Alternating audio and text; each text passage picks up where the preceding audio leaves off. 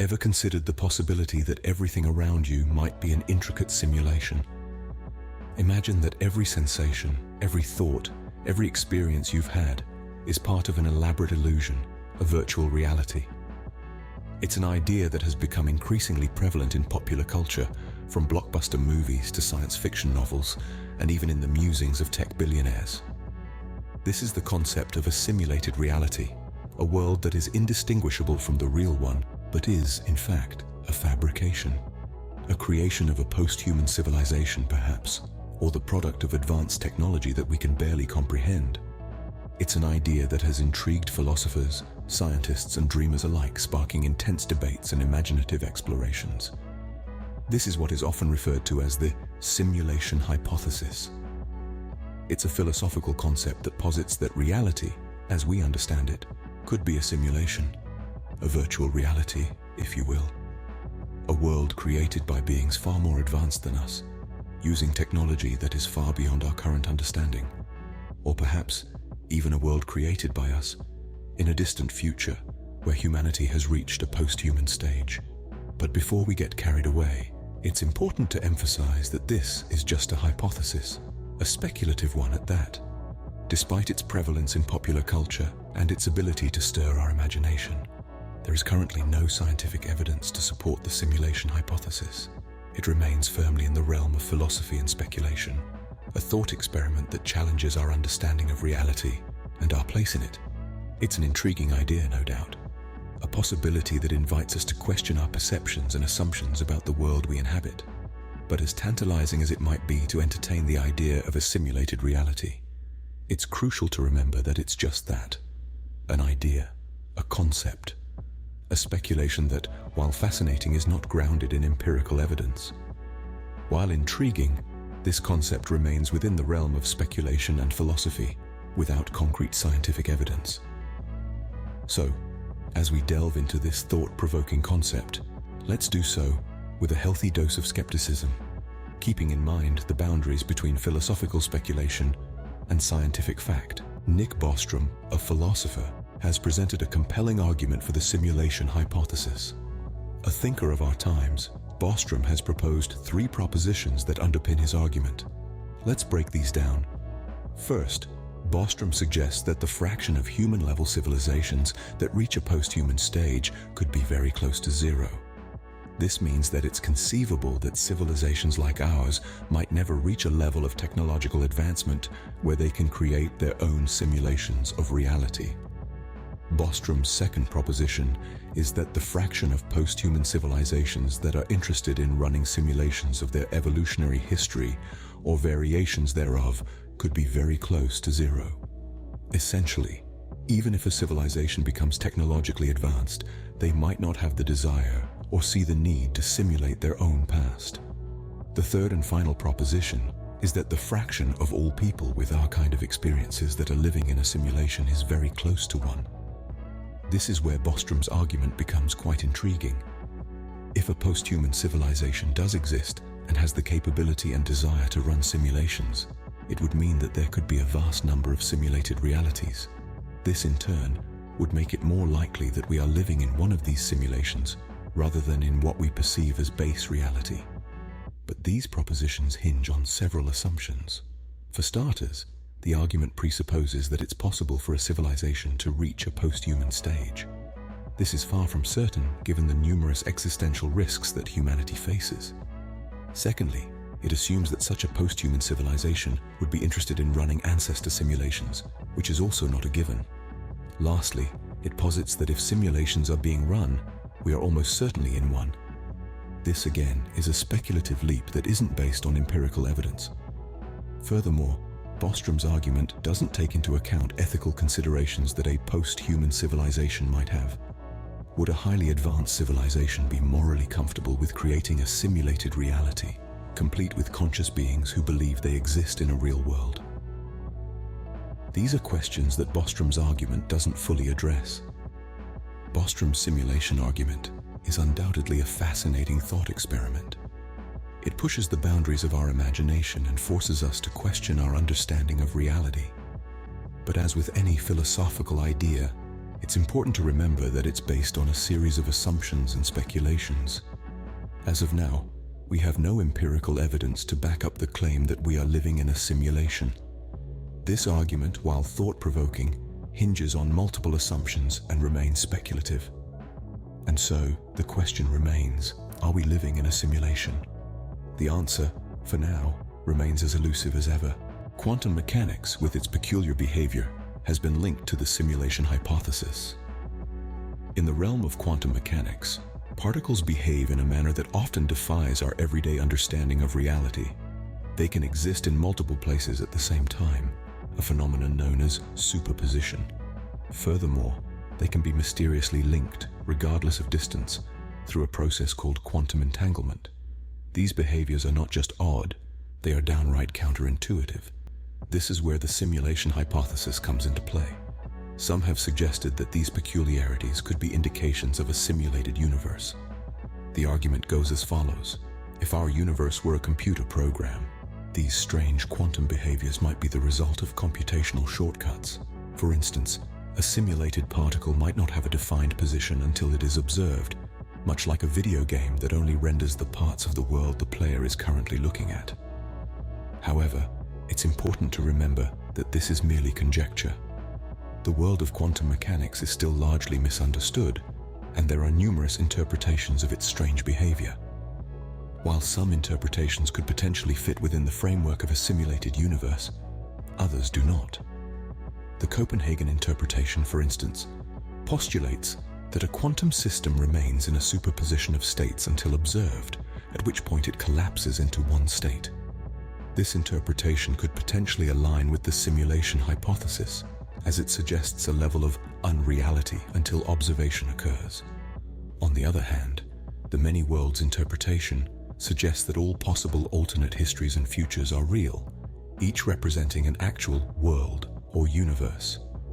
In this interpretation, quantum superposition results in a branching of the universe into a multitude of realities.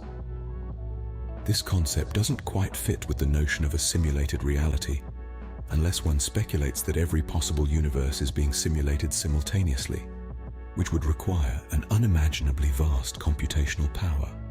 So, while the oddities of quantum mechanics can seem suggestive of a simulated reality, it is equally possible, if not more so, that they are simply intrinsic properties of our universe.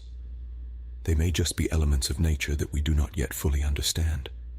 Moreover, the simulation hypothesis is not a falsifiable theory, at least not currently. This means there's no way to test it, to prove it right or wrong, which is a fundamental criterion for a scientific theory. Consequently, while it's an intriguing idea that stirs our imagination, it remains in the realm of philosophical speculation rather than scientific fact. While intriguing, the behavior of quantum mechanics does not necessarily imply a simulated reality. Some argue that if reality is fundamentally informational, it might hint towards a simulated existence. Therein lies the crux of the idea we're diving into now. This argument suggests that our universe and everything within it, including us, could be described as information. To better grasp this concept, let's consider a novel perspective. We often think of reality in terms of matter and energy, but what if we shift our perspective to view reality as information? When you look at a tree, you don't just see an object made of matter and energy.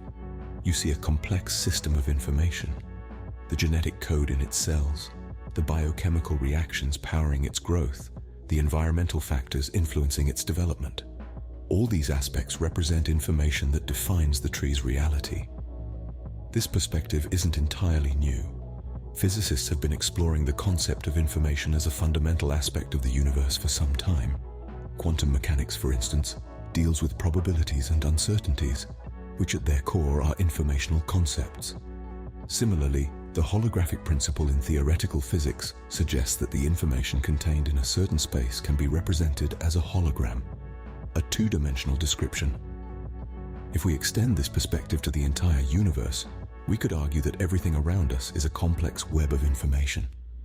From the galaxies swirling in the cosmos to the neurons firing in your brain, every bit of reality could be seen as a manifestation of information. Now, if we accept that reality is fundamentally informational, Does that make it more likely that we're living in a simulation? Well, not necessarily. Just because something can be described as information doesn't mean it's simulated. A book, for instance, is full of information, but it's not a simulation. The concept of information is versatile, applicable to both physical and simulated realities. However, if reality is informational, it could be argued that it's compatible with the idea of a simulated existence. After all, what is a computer simulation if not a complex system of information? In a simulation, every entity, every interaction, every event is defined by information. So, in a sense, a simulated reality would also be an informational reality.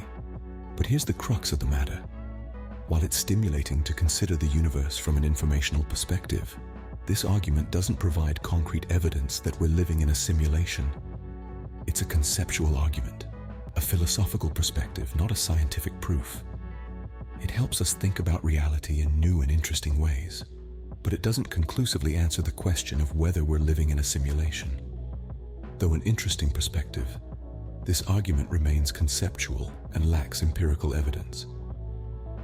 As with many aspects of the simulation hypothesis, it's important to approach this idea with a critical mind, recognizing its speculative nature and the absence of concrete scientific support.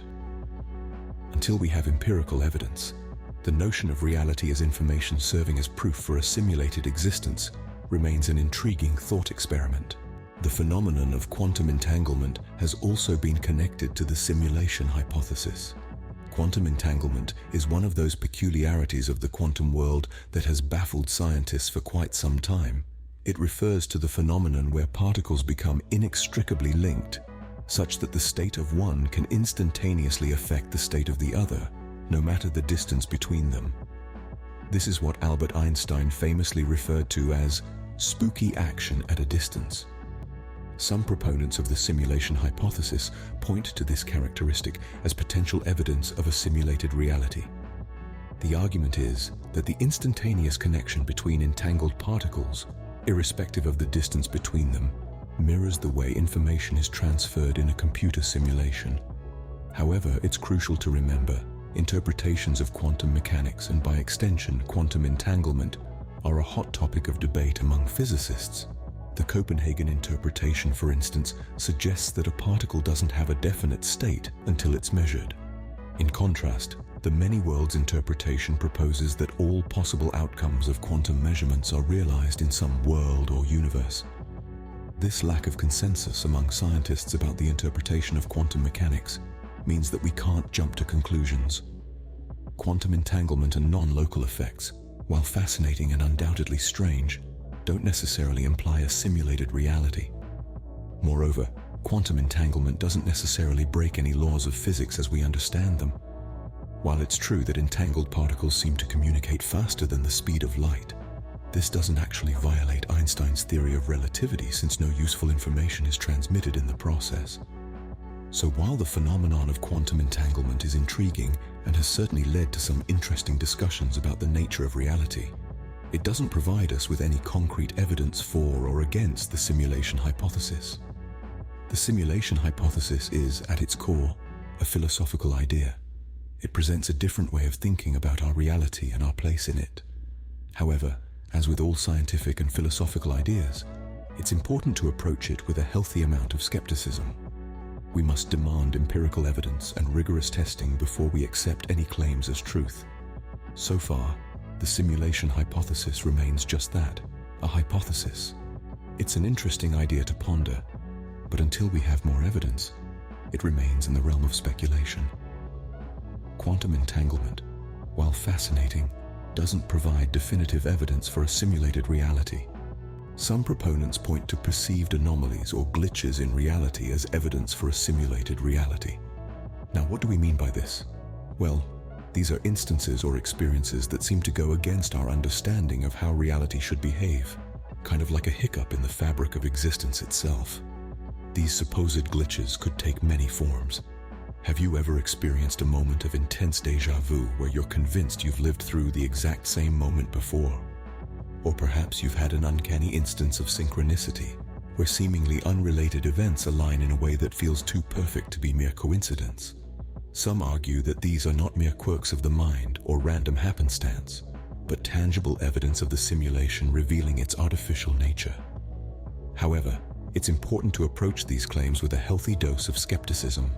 After all, these experiences are highly subjective and can be influenced by a myriad of factors, including our own psychological biases.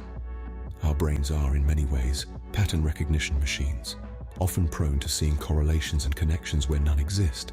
This is a well-documented cognitive bias known as apophenia, and it's a key factor to consider when examining these supposed glitches. Furthermore, anecdotes and personal experiences, no matter how compelling they may feel, do not constitute empirical, objective evidence.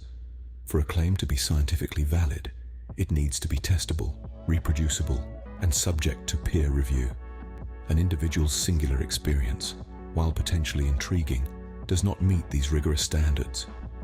So while the idea of glitches in the matrix can make for fascinating conversation and thought experiments, it's crucial to remember their speculative nature. They might tickle our imagination and even challenge our perception of reality, but in the realm of empirical science, they hold little weight. These perceived glitches, while intriguing, do not constitute objective evidence for a simulated reality. Could our rapid technological progress be a sign that we are in a simulation? This compelling question has echoed through the halls of philosophical discussion and captured the minds of thinkers worldwide. Consider the exponential growth of technology we've seen in just the last 100 years. We've gone from horse-drawn carriages to self-driving cars, from handwritten letters to instant global communication through the internet. The pace of advancement is so fast that it seems almost unreal. Some argue that this could be a clue that we are living in a simulated reality. They suggest that perhaps our technological progress is programmed, part of a grand design by some higher form of intelligence.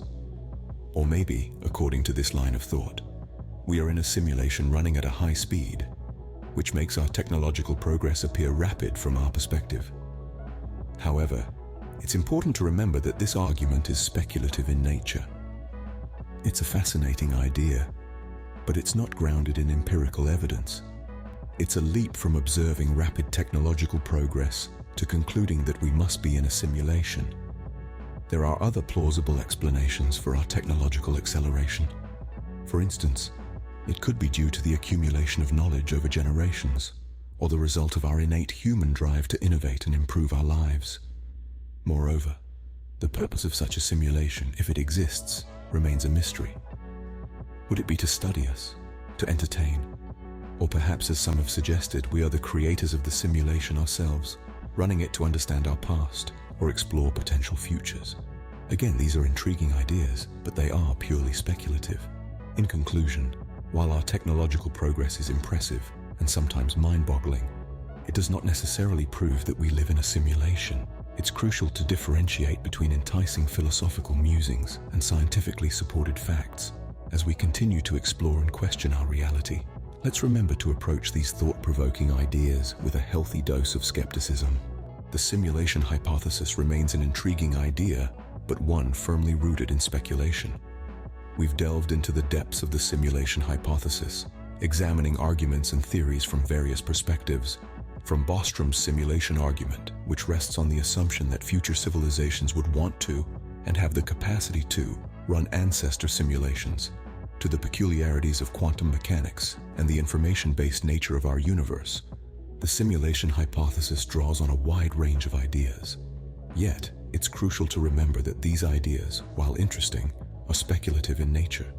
The simulation hypothesis is a philosophical concept, not a proven scientific theory. While Bostrom's argument is thought-provoking, it's based on assumptions that we currently have no way of verifying. Similarly, the interpretations of quantum mechanics and the concept of reality as information are fascinating, but they don't provide concrete evidence of a simulated reality. The same can be said for the phenomena of quantum entanglement and non-locality. While they might seem to suggest a simulated reality, the interpretations of these phenomena are still heavily debated among scientists. And as for the perceived anomalies or glitches in reality, these are subjective experiences that don't constitute objective evidence. The rapid pace of technological advancements may feel like a sign that we're living in a simulation, but again, this is conjecture. It's a leap from observing our technological progress to asserting that it indicates a simulated reality. In all these discussions, The call for empirical evidence should be our guiding principle. Without it, the simulation hypothesis remains a philosophical curiosity, a speculative concept that sparks fascinating discussions, but is yet to be grounded in scientific reality. While the simulation hypothesis sparks fascinating discussions, it remains for now a speculative philosophical concept rather than a scientific reality.